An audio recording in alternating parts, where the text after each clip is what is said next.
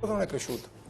Allora, alla luce di quello che diceva, vorrei sentire un attimo anche Liu che viene dalla Cina, quindi che cosa da ribadire. Poi abbiamo qualche aspetto con Conzato per la Camera di Commercio e di conseguenza. Allora, prima lei parlava delle imprese cinesi, degli imprenditori cinesi in Italia. Io vorrei dire che in Italia ci sono circa 300.000 cinesi che vivono in Italia, che lavorano, che studiano. Ci sono anche numerose imprese. Sicuramente c'è qualche irregolarità, questo è sicuramente qualcosa di nero, però secondo me le cose stanno cambiando, perché basta leggere sul giornale, ogni giorno basta sfogliare il giornale, si legge subito, non so, un'impresa cinese viene scoperta con qualche traffico illecito, è stata chiusa, oppure in qualche ristorante hanno trovato qualcosa di non pulita, è stata multata, chiusa. Quindi il costo di irregolarità è sempre più elevato. Perciò anche i cinesi stanno molto attenti a queste cose. Per esempio, io essendo cinese, frequento spesso ristoranti oppure altre attività cinesi. Vedo che molti cominciano proprio, senza chiedere, a rilasciare lo scontrino. Direi che addirittura. No, guarda che in molti negozi italiani non è che mi rilasciano automaticamente il scontrino. A volte io devo chiedere, altrimenti non me lo danno. Poi c'è un altro dato positivo, secondo me. Per non farla sentire in difficoltà che non le danno lo scontrino. Vedono che è cinese, non posso dare uno scontrino al cinese, poi si offende. Scherzo. Sì. Poi c'è un altro dato positivo per l'Italia, è che secondo me, finora io non conosco nessun cinese in pensione. Quindi i cinesi, secondo la nostra tradizione. Ma anche quando uno Anche ci sono anche funerali cinesi che vedo pochissimi. Mi scusi se mi le interrompo, ma... volevo dire che... No, ma non morite mai, mi fa anche piacere, mai se mi dice come fate. No, ma volevo dire che lei prima diceva che un rumeno lavorava qua, poi tornava nel suo paese, percepiva la pensione italiana. Una quota a parte. Sì, ma non è un attacco a lui. Il fatto dico che mancano quelle somme di denaro poi in Italia come investimenti nel sistema. Sul discorso dei pensionati cinesi. Mentre per noi è diverso. Noi, secondo la nostra tradizione, quando un cinese è un po' anziano, torna nel suo paese. Perché la foglia cade sulla... Ancora prima di maturare il diritto alla pensione. Perciò veramente io finora non conosco nessun cinese che percepisce la pensione. Sì, ma questo parliamo di comunità europea comunque. Parlavo di comunità europea, cioè dell'ambito europeo, quindi i rumeni sono comunità, i cinesi ancora... I cinesi comunque lavorano, pagano l'INPS e poi se ne vanno a casa. La situazione in Cina adesso com'è, visto che parliamo È una minaccia minaccia tra virgolette, quello che sta succedendo in Cina, perché ha destabilizzato i mercati, perché adesso appunto le imprese, quelle che sopravvivono, guardano all'export. E la Cina che adesso ha fatto questo nuovo piano industriale? Allora, il mondo ormai è globalizzato, quindi quando il resto del mondo va così, anche la Cina ne risente fortissimo, perché la Cina è un paese orientato verso esportazione e verso investimento. Quindi quando gli altri hanno meno soldi, comprano di meno, anche la Cina esporta di meno. Poi la Cina, mi scusi, poi in Cina, da quando è salito al potere il nuovo presidente Xi Jinping, ha avviato una campagna anticorruzione. Con questa campagna si dice che ha fatto abbassare di qualche punto il PIL cinese. Come Cantone, è la stessa cosa più o meno, no? Questo perché in Cina, diciamo, i ricchi, molti sono anche politici, molti sono corrotti, sono loro che acquistano i prodotti di lusso, quindi è un sistema che si deve risistemare. Quindi secondo me l'Italia ne risente un po' perché l'Italia è famosa per lusso, per fashion, no? Quindi se queste persone non comprano non possono più essere corrotte. Cioè, lei sta dicendo che noi vendevamo ai ladri, cioè la nostra esportazione... No, mi pare di capire, no, noi vendevamo a dei ladri.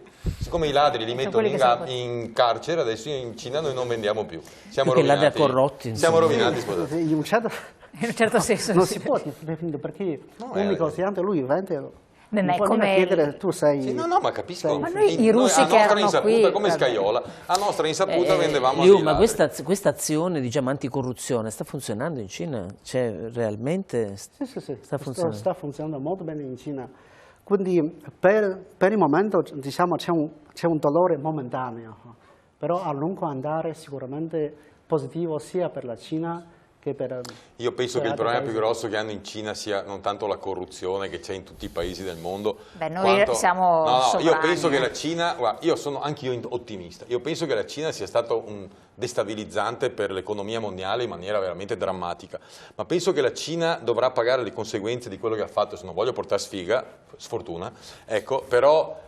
Io quando vado in Cina, quando sono andato in Cina, tu in Cina non puoi vivere, realmente non puoi vivere. Nelle grandi città, vicino alle grandi città, non si può vivere. Questo è un conto che i cinesi prima o poi, mi spiace per voi, vi daremo delle mascherine noi, ma non puoi continuare a fare un'economia del genere. Tu non puoi andare a Pechino che è la capitale, che non è la città più industrializzata della Cina, e non poter uscire di casa o non vedere mai il sole 365 giorni all'anno, perché questa è economia fatta in maniera bislacca, cioè questa è, come dicevi tu prima, questa è concorrenza sleale. Tu non puoi fare economia, vendere in tutto il mondo miliardi di pezzi, comprare mezzo mondo a scapito della salute dei tuoi cittadini. Poi alla fine tutti i no, e sempre questi esempi, tutti i nodi vengono al pettine. Ma voglio dire, funziona così, cioè tu lo sai. No, su questo lei ha pienamente ragione. Citavo del tu, ma possiamo darci anche del voi. Infatti alla domanda a Liu se torneresti in Cina, una volta gliel'ho chiesto, mi ha detto no perché prima di andare in pensione, è invivibile. Mi prima di andare in pensione va in Cina. Ma da anziano tornerebbe in Cina? Va in pensione quando...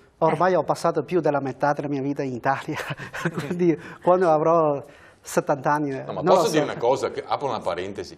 Lui si fa gli appunti in italiano, chiudo la parentesi, ho guardato, stavo scritto in cinese, cioè scrive in italiano, incredibile, Dio. Cioè, scusate, è una nota di servizio. Posso fare una provocazione un attimo, giusto perché l'argomento oggi è una situazione... No, perché l'argomento è iniziato così per arrivare a un'altra situazione. Io quello che percepisco dagli interventi che ci sono stati è che comunque c'è stata la crisi è stata devastante, c'è probabilmente una leggera ripresa dovuta a fattori internazionali, non so a cosa, nel senso che i numeri sono obiettivamente, dipende come vengono manipolati, ma la domanda è, questa leggera ripresa è merito delle scelte politiche oppure è merito della capacità delle imprese italiane che comunque, seppur nelle difficoltà che ci sono, nella scarsa innovazione, perché il governo hanno sempre una le posizioni politiche, questa è la domanda, cioè, certo, se l'impresa tiene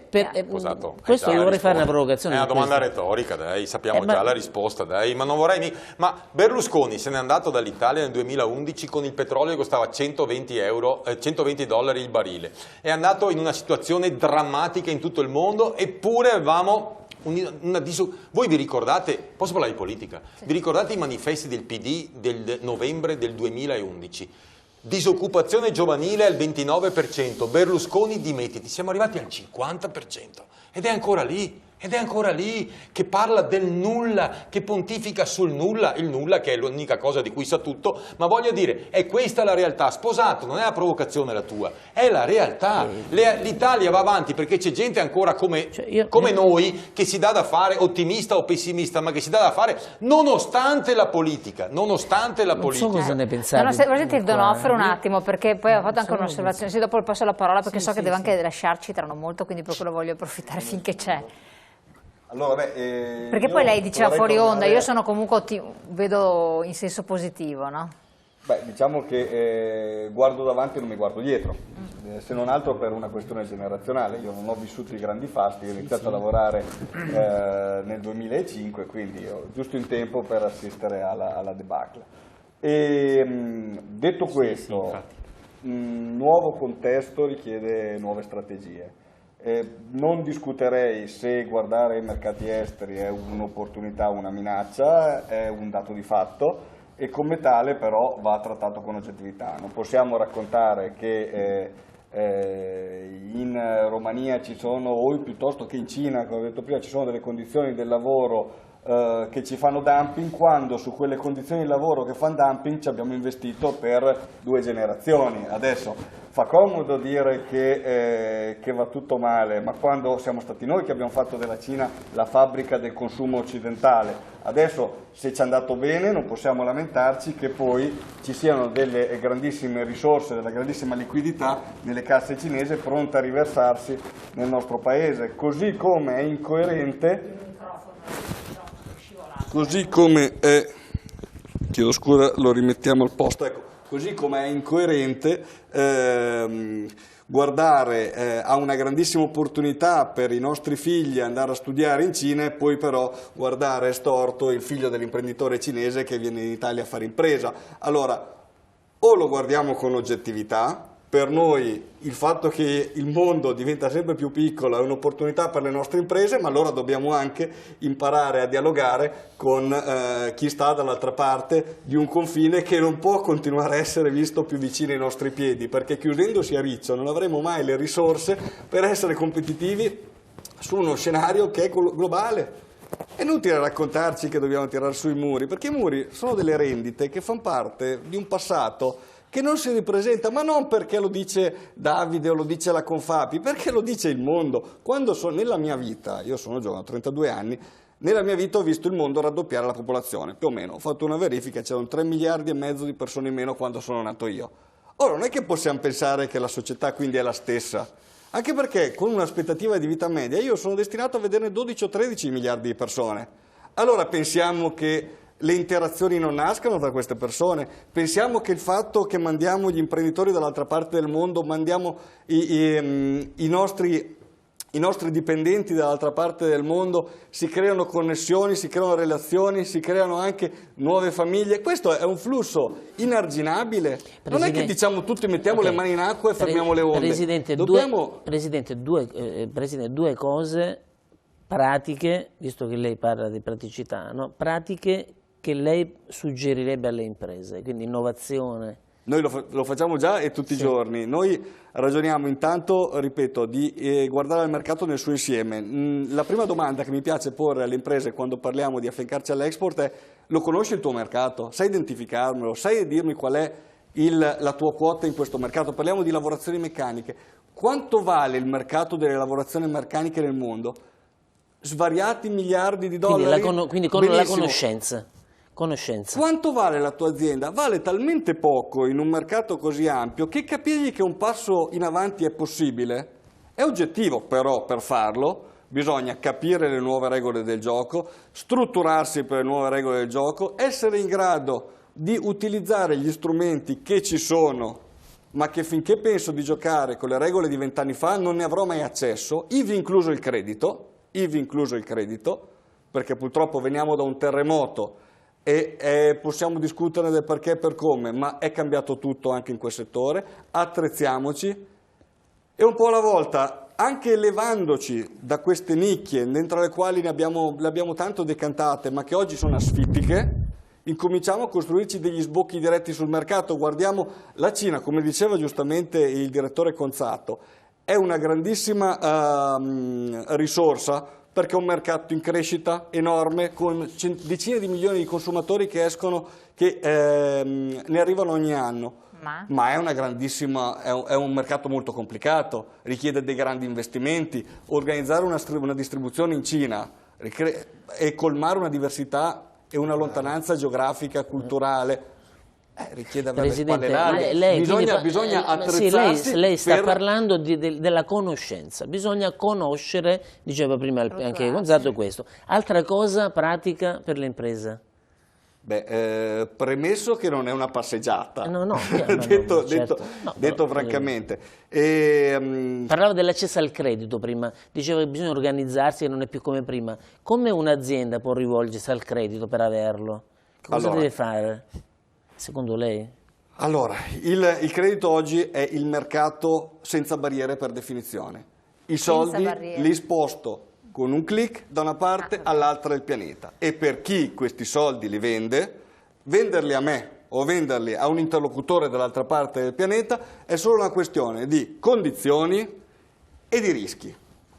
Ok? Pertanto dimentichiamoci il ragionamento, ma c'è stato un tempo in cui parlavo col direttore di filiale, perché il denaro a parità di costo andrà dove ci sono più possibilità di vederlo tornare indietro con gli interessi. Quindi da noi Pertanto non ci dimentichiamo che se le nostre aziende continuano a utilizzare lo stesso modo di presentarsi in banca che utilizzavano 20 anni fa, il denaro andrà su lidi più sicuri, ok? Perché è un mercato perfettamente, e dico perfettamente, globalizzato. Pertanto attrezziamoci su quelle che sono le regole del gioco, perché è poco da dire, anche il collega, sono sicuro, di Artigian Fidi lo sa cosa vuol dire mettere le mani nei bilanci di un'impresa. Il problema è che i bilanci dell'impresa 9 volte su 10 sono impacchettati dal commercialista con qualche indicazione dell'imprenditore. Ora, è brutto dirlo, non ci potrà essere un direttore finanziario in ogni azienda, questo, però bisogna andare... Vuol dire che abbiamo un sistema falsato, quindi anche tutti i dati sono falsati?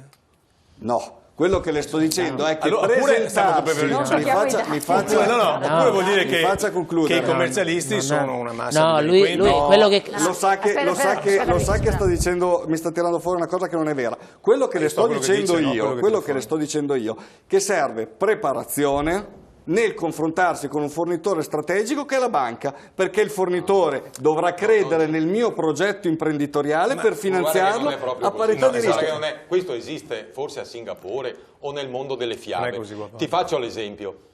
Io ho un amico che abita vicino a Legnaro e che per 25.000 euro di credito in una banca ha dovuto lasciare a casa 2 collaboratori che aveva. Un falegname, 25.000 euro, non gli hanno dato il credito. Conosco un'altra persona che è la tessera numero 1 del Partito Democratico che con una società stracotta, strafallita come la Sorgenia ha recuperato 860 milioni di euro dalle principali banche italiane. Lì non vale quello che hai detto tu, lì vale solo se tu hai santi, la discussione. Io sto parlando, è la politica che gestisce l'economia, ma non me ne frega niente delle esportazioni, è la politica, no ma scusami, sto parlando io, mi interrompi quando ho finito. Allora voglio dire che è la politica che deve gestire queste cose qua. Quando l'articolo 47 della Costituzione, che io non apprezzo particolarmente, recita che è lo Stato, il governo che coordina, regola, gestisce il credito in Italia, non sono le aziende, dovrebbe essere la politica che dà indicazioni precise su dove impiegare le centinaia di miliardi di euro che arrivano ogni mese in Europa e anche in Italia regalati da quella buonanima, sant'anima che è Draghi. Questo è il problema di fondo. Se tu non sei nessuno e vai in banca ti pernacchiano dietro, questa è la realtà dei fatti. C'è gente che ha un fatturato di 1 milione, 2 milioni di euro, che non può avere 10.000 euro di rosso in banca. C'è gente che ha fatturati di 200 milioni di euro, che ha debiti verso le banche per 500 milioni di euro. Un sistema del genere è destinato a crollare, e te lo dico da imprenditore che lavora con i soldi propri, fortunatamente, perché se dovessi lavorare con i soldi delle banche, io non verrei a queste trasmissioni, ma sarei dietro le quinte a pulire, a spolverare. Questa è la realtà. Cioè tu dici delle cose corrette, ma nel mondo delle fiabe, nel mondo reale non funziona così. Mi dispiace, ma non posso... No, mi dispiace, tu vai in banca al posto mio e poi dirai... posso dire che noi ci andiamo fin troppo spesso. Il vero tema è che dobbiamo distinguere. Se noi prendiamo il caso della persona fisica, del falegname, degnissima professione, però non possiamo usarlo a spauracchio per parlare di esportatori abituali. Ora, noi o parliamo di industria e facciamo una riflessione seria sull'industria, parliamo degli strumenti di approvvigionamento di credito... Però. Guardi che industria non vuol dire il Sorgenio di turno, anzi parliamo della piccola media industria privata. Ti parlo di aziende con le quali io sto trattando le spedizioni all'estero, io faccio solo estero per fortuna. È un stesso problema visto da due prospettive differenti, perché il Presidente sta facendo, quello che percepisco io è che quello che capisco è che le aziende che le banche dovrebbero fare una valutazione per dare il credito, oltre che quantitativa, anche qualitativa del progetto imprenditoriale dell'impresa. E l'impresa deve essere in grado di poterlo presentare in questi termini, farlo comprendere, ma spesso le due parti non si trovano, questo è un po' il problema. Ma scusa, Sposato, ma come faccio io a accettare una impostazione del genere quando io, che non ho mai messo un soldo in Veneto Banca, per esempio, ci ho rimesso l'altro giorno 15.000 euro perché un cliente moroso mi ha dato delle quote di Veneto Banca che non valgono più niente, me le ha date 2 anni fa, la lungaggine del tribunale nella fattispecie, non mi ricordo più se era Rovigo o Vicenza, non me le ha ancora concessi, adesso devono quotarsi in banca e mi daranno il 15% del valore iniziale. Ma come facciamo noi Poi mi spiega cosa c'entra col credito alle imprese? No, perché, no, stavo dicendoti un'altra cosa. Allora, come facciamo a contestualizzare quello che tu stai dicendo? Io ti do del tu, poi dammi del tu anche tu, se credi, se no ci diamo del voi. Ma voglio dire, quando per esempio un imprenditore, uno di quelli che fanno esportazione ai massimi livelli nel Veneto, e si chiama, io non faccio nomi, ma faccio nomi e anche cognomi, Renzo Rosso con la Diesel. Lui aveva investito dei soldi, mi pare in Banca Popolare di Vicenza o in Veneto Banca, lui ha recuperato tutti i suoi soldi, più 300.000 euro di utile, quando invece una pletora di investitori, chiamiamoli così, anche piccole e medie aziende che io conosco personalmente, hanno perso tutto, le 100.000, 200.000. Ma tu, perché tu sei d'accordo con me? Sì, in un paese normale funziona quello che ha detto lui, ma non in Italia. Sì, ma la banca Italia è un paese obbliga pulcinella. anche nella concessione del finanziamento o dell'affidamento ad acquistare per averlo delle quote interne che poi ti do 100.000, 50.000 ti ricompri le azioni. Questo è il sistema bancario italiano, un sistema da pulcinella, e noi stiamo qui disquisendo anche con capacità, con interesse, con dovizia di particolari, ma in un mondo ipotetico. In Italia non funziona così, lo sappiamo che non funziona così, e in Italia è tutta una burla, è tutta una barzelletta. Lui ci guarda e sorride e dice: ma se foste in Cina fareste la fine di quelli che si compravano le Ferrari con i soldi rubati, giusto? Farete quella fine lì, perché funziona. L'Italia è un paese che sarebbe un paese enormemente forte, importante. Ci siamo risollevati da una miriade di situazioni problematiche, ma avevamo un'altra politica, avevamo altra gente, avevamo gente che capiva come funzionava. La gente che abbiamo adesso... Abbiamo interrotto il Presidente. No, do la parola di nuovo, bisogna andare in pubblicità, purtroppo siamo anche in ritardo coi tempi. Può restare ancora un pochettino? Purtroppo devo scappare. Però, allora, sì, battuta di chiuso, sì. Una battuta al volo. Si può fare impresa, viva Dio, in Italia, si può fare impresa in Veneto, ci sono gli strumenti, basta saperli usare. Questa è la battuta in conclusione. Allora, noi andiamo in pubblicità, riprendiamo il discorso, perché alla luce di questo, quello che noi riscontriamo quotidianamente, adesso non so anche i nostri telespettatori, è che c'è un paese che la vede in un certo modo, un po' rispecchia quello che diceva anche Cesaro oppure Lupi, invece sono delle valutazioni, delle considerazioni tratte con dei dati oggettivi che dicono un'altra cosa, ed è questo che da qui nasce il problema. Il tutto in un contesto internazionale, perché come si diceva l'estero conta moltissimo, che adesso è messo in discussione con una situazione alquanto incerta. Riprendiamo il filo del discorso dopo la pubblicità, ringraziamo il direttore di essere stato qui con noi di Confapi, Davide Donofrio, lo lasciamo andare e noi riprendiamo tra poco. Pubblicità.